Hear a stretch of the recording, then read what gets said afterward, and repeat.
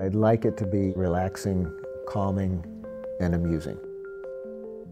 I would like people to be a little bit amazed, to figure out how they work, to solve the problem of how it works. My name is David Roy. I'm a kinetic sculptor. I've been doing it for in excess of 40 years. Roy's kinetic sculptures are a mesmerizing feat of artistry and engineering. A single wind can provide hours of entertainment. Some of them create tension, but some of them are just something you can sit like you would watch a fire and just get lost in the flames. And he's made a lot of them over the years. The different designs, there's over 300, and the number of pieces, because I make editions, is 7,000, something like that. Each one of Roy's pieces is entirely mechanically driven. No motors, no electronics. And his degree in physics comes in handy when explaining how they work. You start with an energy source. I use a constant force spring now. I initially started with a weight drive. Each is controlled by what's called an escapement mechanism, a device that releases energy incrementally. It's similar to what you might find inside a clock. So the mechanism initially is locked so that the weight can't fall, the spring can't unwind. When that mechanism is unlocked, it releases a bit of energy, which in turn moves a second device, often a rotating wheel. That device creates motion, but it also retriggers the escapement, releasing a bit more energy and restarting the cycle. And that's the essence of an escapement. Controlled release of energy that's self-sustaining until it runs out of energy and you have to wind it up. And nothing is perpetual. About that last thing. There is a large group of people who say, is it perpetual motion? And of course, I was schooled in physics and I know that that isn't possible, so they're not. One of the key laws of physics is the conservation of energy. Which basically says the amount of energy you put into a system is exactly the amount you get out, one way or another. The user puts energy in by winding them up, and then the energy comes out in the motion, which is the part I want, but another way is in the sounds. That takes energy to create the sounds, but most of it, a lot of it gets lost in heat due to friction where the things are rotating and rubbing. Roy has tinkered with different mechanisms and materials to try to curtail some of that energy loss. So that's where it appears perpetual only because I work really hard to reduce friction and sound. Roy has always had a strong grasp of the science and the mechanics behind his work, but he needed a little help with the artistry. I mean, you can make a neat thing, but you have to make it work visually, and that was probably the hardest for me to learn over the years. And that was my mentor and tutor of my wife.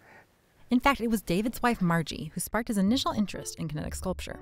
Margie was a sculpture major at the Rhode Island School of Design, and she made a project that is 2 cogs and a wooden chain. And she put it on the wall, and she said, "This is my sculpture." And I said, "You can make a machine and call it a sculpture?" And she looked at me and she said, "Of course." And I said, "Okay." So it was that idea that you could make wooden machines and call them sculpture that totally rechanneled my creative ideas from the science world, the engineering world, to the art world. And it was all brand new and very exciting. And what started as a hobby quickly became a full-fledged business. Most people, and I have to admit, I didn't think it was a long-term thing. It was something we were doing because we could, we had no obligations, and I was playing. I was having a great time. Decades later, Roy is still making and selling kinetic sculptures. And his continued passion is due to one thing.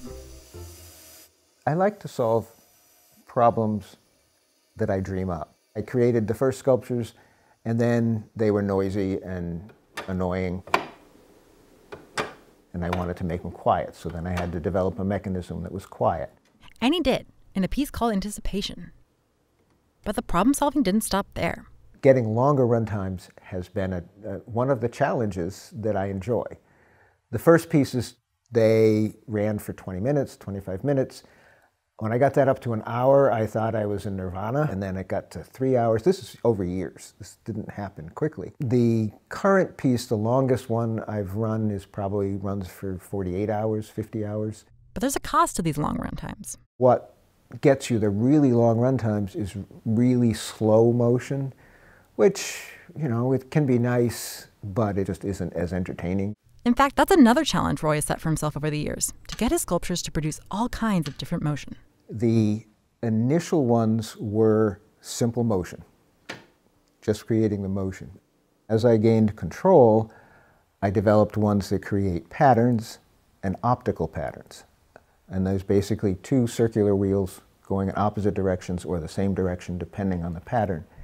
The next category that came were more the floating motion. I call that the bird motion, and that's where you'll get a motion up and down, back and forth, but straight line motion or spiral motion. Mixed amongst those, I've tried to do other ones that create randomness so that your optical pattern doesn't stay the same, it changes.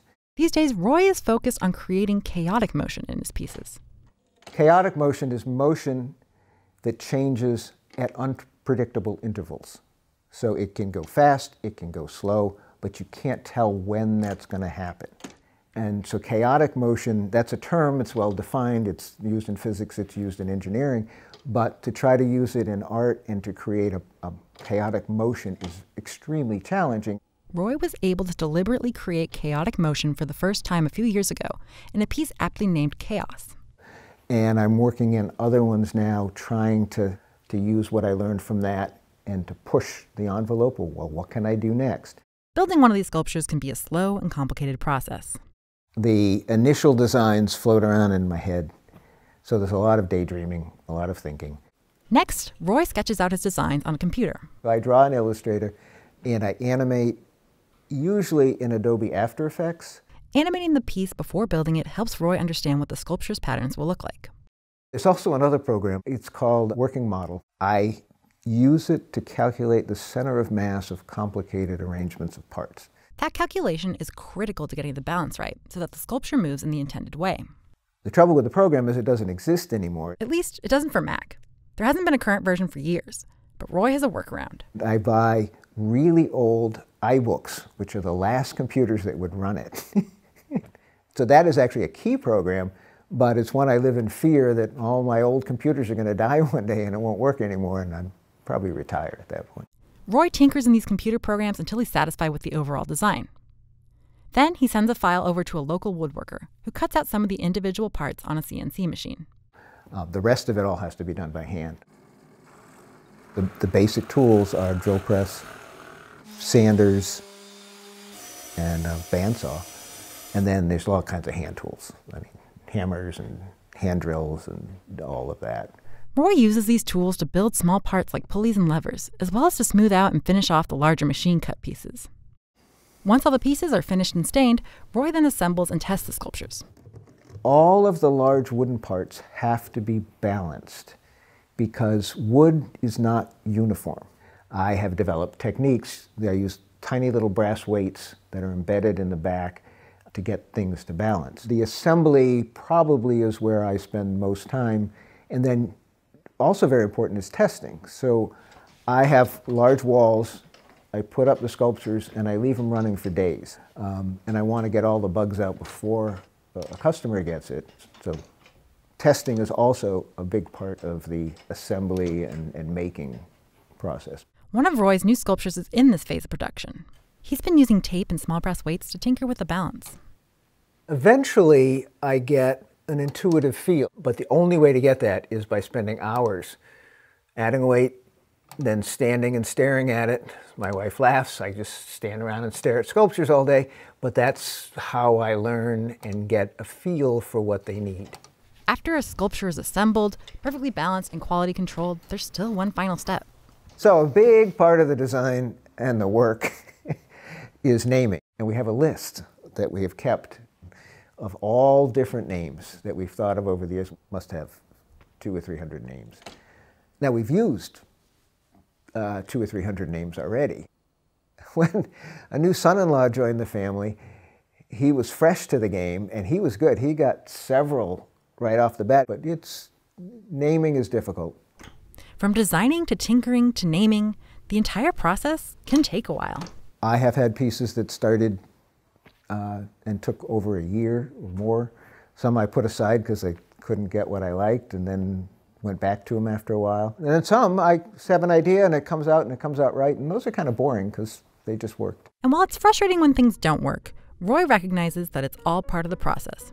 The frustration is kind of nice to have because it makes the joy after better, but one follows the other. I don't think I've ever done a piece where I haven't been disappointed in it initially and then had to work through that and try to figure it out. And Roy's passion for finding creative solutions isn't slowing down anytime soon.